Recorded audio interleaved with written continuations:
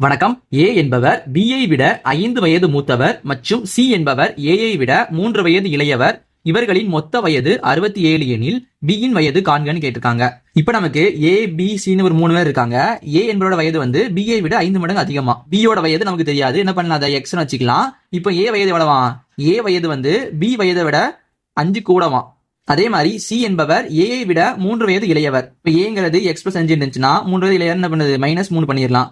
X plus 5 -3 அப்ப எனக்கு என்ன வரும்னா எக்ஸ் பிளஸ் 2 வரும். 5ல 3 கழிச்சா 2. அப்ப நமக்கு சியோட வயசு எக்ஸ் பிளஸ் 2. இப்ப நமக்கு என்ன சொல்றாங்கன்னா இவர்களின் மொத்த வயது 67. இப்ப நம்ம இந்த 3 பேரோட வயசு கூட்டணும்னா நமக்கு 67 கிடைக்குமா?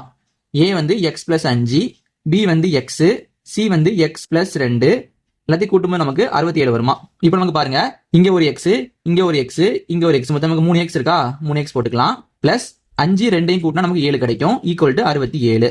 இப்ப நமக்கு தேவையானது என்னது, எக்ஸ். என்ன பண்ணலாம்னா இந்த பிளஸ் 7 இந்த பக்கம் கொண்டு வரலாம். அப்ப நமக்கு பிளஸிங் வரும்போது மைனஸ் வருமா, -7.